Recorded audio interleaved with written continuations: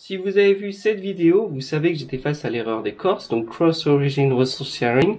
C'est une erreur que beaucoup de débutants font face et galèrent et se mangent la tête dessus.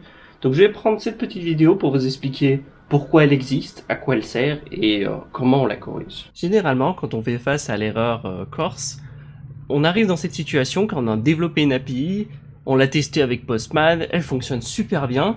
Et puis après, quand on veut l'utiliser via notre front-end, on est face à cette erreur et on comprend pas parce que notre route API, elle fonctionne quand on l'utilise via Postman, mais pourquoi elle fonctionne pas quand tu utilises un client web? Qu'est-ce qui se passe? Quelle est la différence entre les deux? La différence entre les deux, c'est qu'il y a un navigateur. Le navigateur, c'est ce qui vous permet de vous balader sur le net. Là, par exemple, ici, on voit que j'utilise Opera. Opera, c'est mon navigateur, et c'est ce navigateur qui a des protections qui fait que on a notamment l'erreur CORS. Si vous voulez voir un peu plus de détails techniques sur comment fonctionne exactement l'erreur CORS, je vous mettrai le lien de ce petit article dans la description qui décrit très bien le problème. Mais ce qu'il faut comprendre principalement, c'est que c'est un souci de header. Donc les headers, c'est des choses qui sont envoyées en même temps que la requête. Et quand on utilise un navigateur, on n'envoie pas les mêmes headers que quand on utilise quand on envoie une requête par exemple depuis un backend.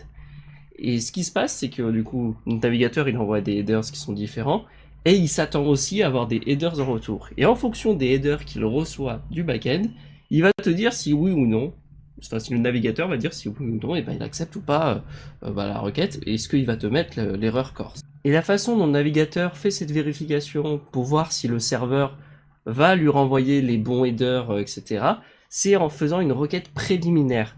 Si on voit ici sur ce petit schéma, on voit que la vraie requête que le navigateur m'a envoyée, c'est celle-là, c'est la requête post qui est ici, et il s'attend à avoir ce retour-là.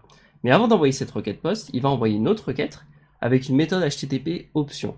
J'ai parlé très brièvement des méthodes HTTP dans mon autre vidéo qui s'appelle Comment développer une API en PHP. Je vous invite à aller la voir si vous ne l'avez pas encore vue. Et cette requête option, c'est celle-là en fait qu'il va falloir faire en sorte que notre serveur soit capable d'accepter. Donc pour corriger ce souci, on va pouvoir se poser deux questions. Première question, est-ce qu'on a besoin de savoir gérer la requête option? Parce que selon vos projets, peut-être qu'une possibilité plus simple de résoudre le problème, ça serait de faire votre appel API autrement que depuis un front-end. Peut-être que vous pouvez le faire depuis un back-end. C'est une possibilité, et c'est notamment une possibilité que vous allez peut-être devoir choisir si vous n'avez pas la main sur l'API. C'est par exemple ce qui était arrivé à Baptiste. Il avait fait un petit projet pour lequel il générait automatiquement une animation pour mettre un pouce bleu et s'abonner à une chaîne YouTube. D'ailleurs, n'hésitez pas à le faire sur cette vidéo si jamais elle vous est utile. Et pour faire ce projet, il avait eu besoin de récupérer la photo de profil d'une chaîne YouTube, et aussi il avait besoin de récupérer le nom de la chaîne YouTube. Et pour faire ça, il avait utilisé une API qui s'appelle comment? C'est celle-là, là, API codexradar.com. Il avait trouvé une API qui lui permettait de retourner ces deux informations-là dont il avait besoin. Mais le problème, c'est que cette API, il faisait un problème d'erreur CORS. Il essayait d'appeler cette API depuis son front-end et ça marchait pas. Donc pour contourner le problème, ce que j'avais fait, c'est que je lui ai fait une petite API. Vous voyez, c'est ce fichier de 89 lignes qui fait l'appel API pour lui et lui retourne le résultat. Mais donc là, dans tous les cas, vu qu'avec son front-end, il va appeler mon API à moi, il va avoir probablement aussi une erreur CORS. D'ailleurs, une erreur CORS, si vous avez jamais vu, ça ressemble à ça. Si vous allez dans votre onglet réseau ou network, selon si vous avez votre navigateur en français ou en anglais, vous allez voir que la requête elle est en rouge et c'est écrit CORS error. Pour résoudre la requête CORS, ça veut dire que moi sur mon API, il faut que je gère justement cette requête option qui est ici. Et pour faire ça, il faut détecter que la requête c'est une requête option. Et pour accepter la requête, je dois retourner un code HTTP valide, c'est-à-dire un code HTTP qui est dans les 200.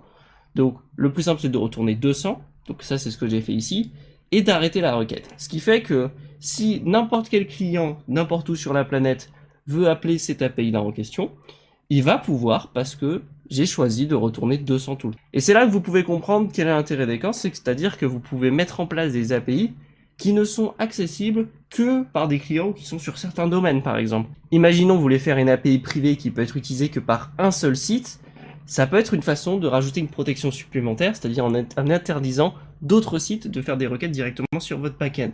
Ça les oblige à créer par exemple un wrapper supplémentaire comme j'ai fait ici, pour pouvoir rajouter cette autorisation. Donc ça c'est un petit exemple que j'avais eu parce que Baptiste en avait eu besoin, mais c'est aussi ce que j'ai besoin de faire dans mes projets. Si on veut regarder par exemple ici Video Spinning Manager API, qui est l'API utilisée par mon logiciel de montage ici, si on regarde, j'ai exactement le même code ici, ce qui fait que j'accepte absolument ce qui vient de tous les clients web, peu importe sur quel site ils sont, quel navigateur ils sont, on m'en fiche, moi j'accepte tout. Mais théoriquement, je pourrais très bien faire en sorte d'autoriser uniquement les requêtes qui viennent de spinner.ggio.fr pour être sûr d'autoriser que mon client à se connecter à mon API. La raison pour laquelle je l'ai pas fait, c'est parce que je me base pas uniquement là-dessus pour connecter les utilisateurs. J'utilise un système de token pour pouvoir m'identifier, et vous devez le faire. Vous ne devez pas uniquement vous baser sur les corses pour protéger une API. À noter que dans ces exemples, je suis en PHP natif, donc c'est pour ça que je l'ai codé à la main en dur. Mais après, quand vous utilisez des frameworks, etc., faut penser qu'il y a des choses qui sont toutes faites pour vous. L'exemple le plus commun qui me vient en tête, c'est l'exemple Express.js, parce que je sais que beaucoup de débutants qui se tombent sur ce problème, c'est principalement avec Express.js qui tombent dessus. Et ben, sur Express.js, il y a une bibliothèque qui s'appelle Cors, qui peut s'installer avec NPM. Et pour régler le problème de Cors, et ben, c'est un app use Cors. Et voilà, et c'est à peu près terminé.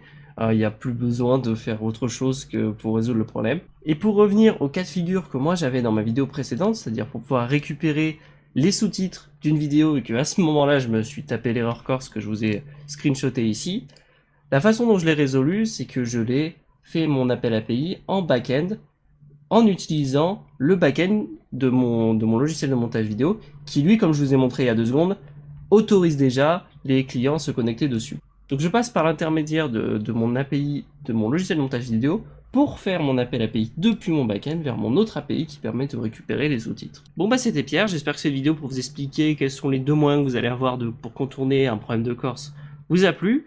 D'ailleurs, mon logiciel de montage vidéo me rappelle qu'il va falloir aussi que je fasse des yaourts, parce que j'en ai plus, il m'en reste que 2. Donc moi je vais aller faire des yaourts, et je vous laisse, et je vous dis à la prochaine, salut!